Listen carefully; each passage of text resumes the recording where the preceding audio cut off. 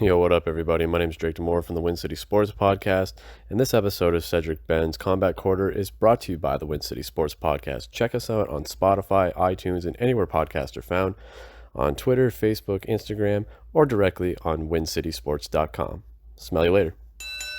What up, what up, what up? Welcome back to the Combat Corner with your host, Cedric Sports. Today we're doing the post-fight analysis from Keith One-Time Thurman versus Manny Pac-Man Pacquiao. It was a good fight, very good fight. Was back and forth the whole time.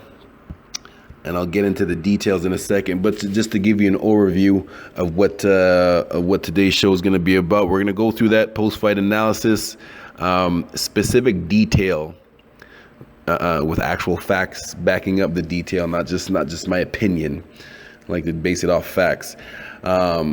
And then we're going to get into the boxing tip of the day, which will be explaining the high-low, that quick combination that Pacquiao dropped Thurman with in that first round. Something that I've been showing the boxers for years now, so it's very nice to see when pro boxers are incorporating the things that it helps the boxers believe it better and understand it better when they see these guys on TV actually doing the things that I'm coaching them. So we're gonna get into the high-low, and the second one will be of cutting off the ring.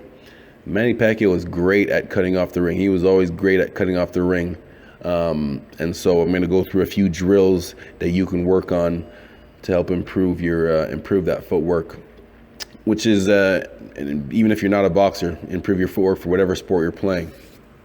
All right, let's get into it. So I scored the fight 114-113. But there was for Keith Thurman just by 1 point, but I could definitely see how people had it for Manny Pacquiao too, because I didn't get a chance to watch it live. I watched it on YouTube the day after, and so the advantage that I got out of that is after there was a few rounds that I watched like 2 or 3 times in a row. Like honestly, like the probably 7, 8. And I think 10 and 12, like I rewinded those rounds like honestly like 3 times before I gave the round to someone, because it was that back and forth, and it literally might have just been like 1 or 2 hard effective punches that made the one person win, whether it was Pacquiao or Thurman. To be honest with you, I was really impressed with 40-year-old Manny Pacquiao still displaying the skills that he had quite a few years ago.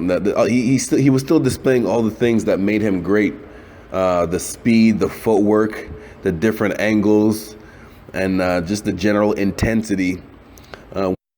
One of the signs that showed me that he still has it is every once in a while, not once in a while, he got hit a few times. Whenever he would get hit with something hard and clean from Keith Pacquiao, he would bang his gloves together and then touch his forehead. He always used to do that. Like if you ever hit him, he would bang his gloves and touch his forehead and tell you to bring it on, like he did back in the day. So that just showed me that he's still into it.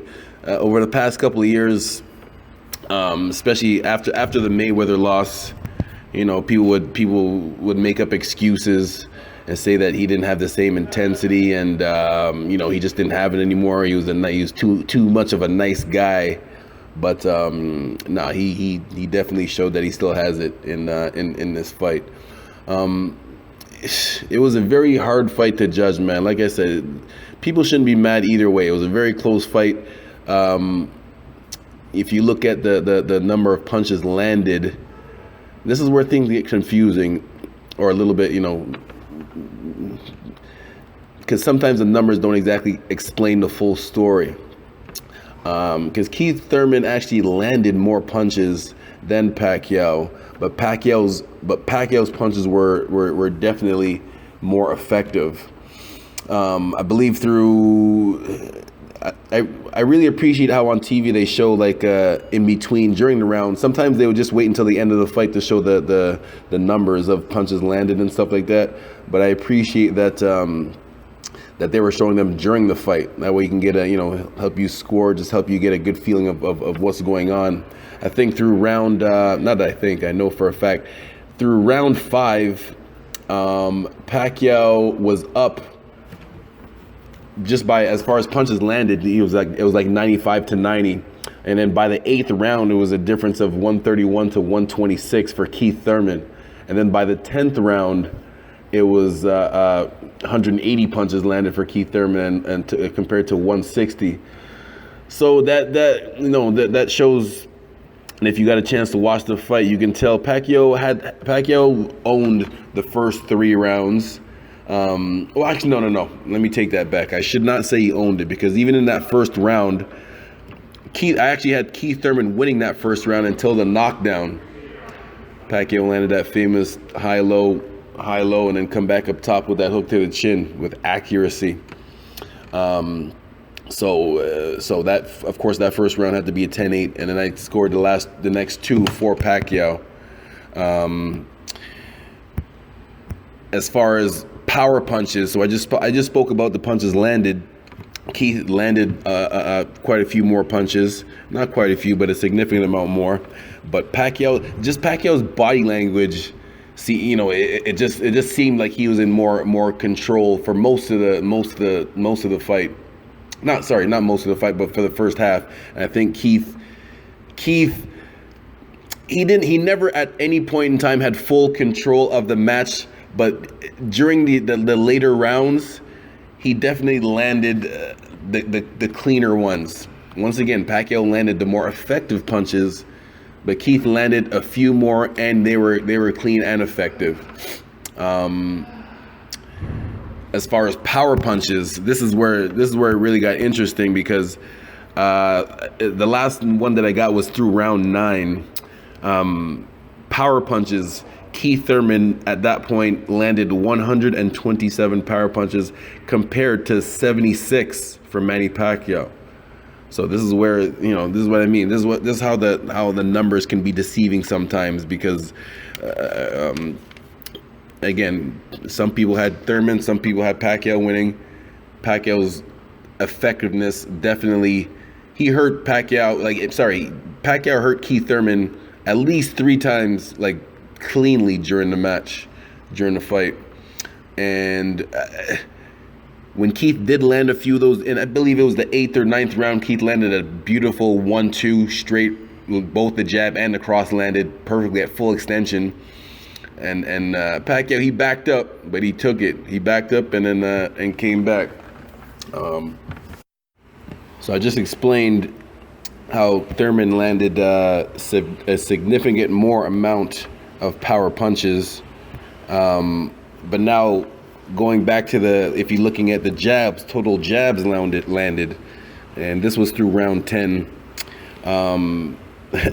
Pacquiao landed 61 out of 269 thrown compared to 16 jabs landed for Keith Thurman out of 112. So that was a 23% landing percentage for Pacquiao compared to only 14 for Keith Thurman. So, this is why this fight could have went. I understand how it could have went either way. Pacquiao landed a lot more jabs. Keith Thurman landed a lot more power punches. All right, I got two boxing tips of the day for today's show. The first one, and I'm gonna make a YouTube video for this soon. On my YouTube page, Cedric Sports Training.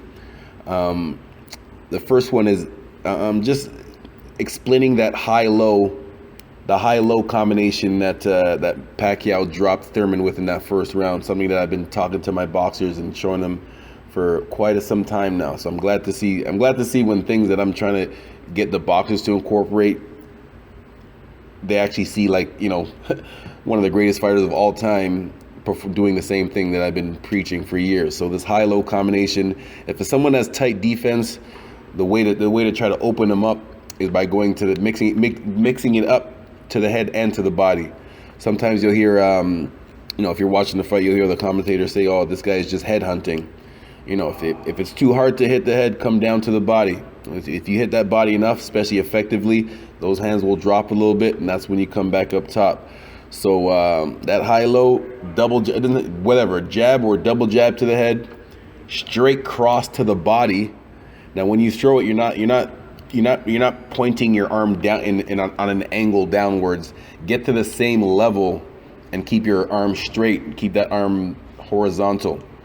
Jab to the head, lunge down onto your front leg to throw that cross to the body. Make sure you keep that chin tucked in, and make sure you keep yourself balanced just in case you miss that cross to the body and you have to cover up or duck under and step to the side. But if you landed good, so you're gonna jab or double jab, come down with that straight cross, and then right away when you're low. That's another reason why you want to bend both your legs for that cross to the body. You want to come up top. Stand up top with that, coming across with that hook to the chin after. That's what you're looking for, high-low. To the head, body, and then right across that chin. That cross to the body is to give them that split-second distraction. It doesn't have to be a knockout punch, but just powerful enough just to get them to drop their hands just like 2 inches under the chin, right? And it's just a natural reaction. If anyone gets hit with a body shot, your natural reaction is to, protect that area. So that's what that high-low is for, high-low, and then right up top. Like I said, I'll have a YouTube video for this soon on my Cedric Sports Training page. And there's other videos on there too. The second thing I was going to talk about for the boxing tip of the day, this video you actually can find on my YouTube page. It's about cutting off the ring, a ladder drill to help you cut off the ring. I have former amateur national champion Justin Hocko performing one of the drills. It's basically staying in your boxing stance in the ladders, but you're moving laterally, not forward and backwards, but laterally. Everyone can get the drills where it's easy to move forward and backwards in your boxing stance once you get the hang of it, but to cut off the ring, to be able to stay in your boxing stance while you're moving laterally, that's the hard thing. So the basic way, keep whatever stance you're in. If you're standing in that orthodox stance, keep your left foot in the ladders, your right foot is behind you, and just move up and down the ladders, but making sure that you're not crossing your feet. So if you're moving to your right, move your right foot first. If you move to your left, move your left foot first. Keep yourself balanced at all times. A partner drill you can do is, if you have 2 ladders set up, put them right in front of each other, maybe a couple of feet in between. And there's 2 boxers, one is on each side, and maybe put the bell on the clock if you have intervals like 15 or 30 or 1 minute intervals, and one person is trying to cut off the other person. Both are staying in their boxing stance, moving laterally across the ladders. Yeah, moving laterally across the ladders, not crossing your feet, and trying to cut off the person in front of you. Again, you could find that video on my YouTube page, Cedric Sports Training. And if you have any questions or inquiries about anything, please, actually, for all social media, whether it is Cedric Sports Training, Twitter, Instagram, YouTube, everything, at Cedric Sports Training.